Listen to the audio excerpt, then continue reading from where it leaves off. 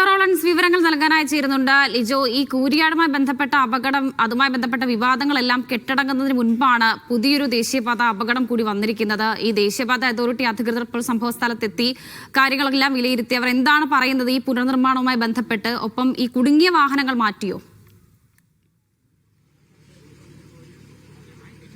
വർഷ, സംസ്ഥാനത്ത് ദേശീയപാതയിൽ ഉണ്ടാകുന്ന നിർമ്മാണത്തിന്റെ അപാകതയിൽ ഉണ്ടാകുന്ന അപകടങ്ങൾ തുടർക്കഥയാവുകയാണ്.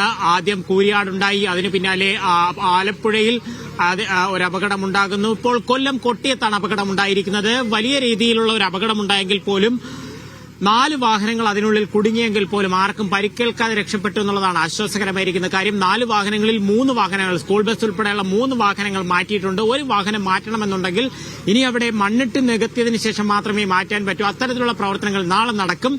ദേശീയപാത അതോറിറ്റിയുമായി ബന്ധപ്പെട്ട ഉദ്യോഗസ്ഥർ സ്ഥലത്തെത്തി പറഞ്ഞ കാര്യങ്ങൾ ഇവയൊക്കെയാണ്. അതായത് സംഭവിക്കാൻ പാടില്ലാത്ത ഒരു കാര്യം സംഭവിച്ചു, കൃത്യമായ സൂപ്പർവിഷനൊക്കെ ഉണ്ടായിരുന്നു. പക്ഷേ ജപ്പാൻ കുടിവെള്ള പദ്ധതിയുമായി ബന്ധപ്പെട്ട ആ ഒരു പൈപ്പ് ലൈനിലെ ചോർച്ചയാണ് ഈ അപകടത്തിന് കാരണമെന്നുള്ളതാണ് പറയുന്നത്.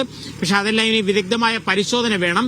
മറ്റൊരു കാര്യം, ഈ തകർന്നിരിക്കുന്ന ഭാഗമെല്ലാം പുനർനിർമ്മിക്കും. അതായത് അവിടം പൊളിച്ചുമാറ്റി റോഡ് ഉൾപ്പെടെയുള്ള കാര്യങ്ങൾ ഇനി പുനർനിർമ്മിക്കുമെന്ന് പറയുകയും ചെയ്യുന്നുണ്ട്. കമ്പനിയോട് ഒരു റിപ്പോർട്ടും ഇപ്പോൾ ഈ ദേശീയപാത അതോറിറ്റി ആവശ്യപ്പെട്ടിട്ടുണ്ട്. നാളെ രാവിലെ 10:30 ജില്ലാ കളക്ടറുടെ സാന്നിധ്യത്തിൽ ദേശീയപാത അതോറിറ്റി ഉദ്യോഗസ്ഥർ, ജനപ്രതിനിധികളൊക്കെ ചേർന്നുകൊണ്ട് ഒരു യോഗം ചേരുന്നുണ്ട്.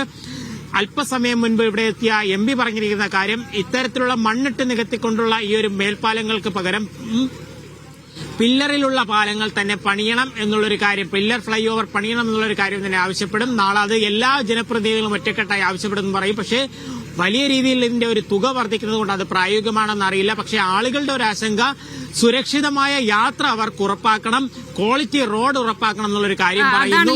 ഈ എല്ലാ നിർമ്മാണ പ്രവർത്തനങ്ങൾക്ക് മുൻപും ഈ പാരിസ്ഥിതിക പഠനം നടത്തുക എന്നുള്ളത് ഒരു പ്രധാനപ്പെട്ട കാര്യമാണല്ലോ. അപ്പോൾ ഈ വിഷയത്തിൽ അങ്ങനെ ഒരു പഠനം, അതിൽ അലംഭാവം ഉണ്ടായോ?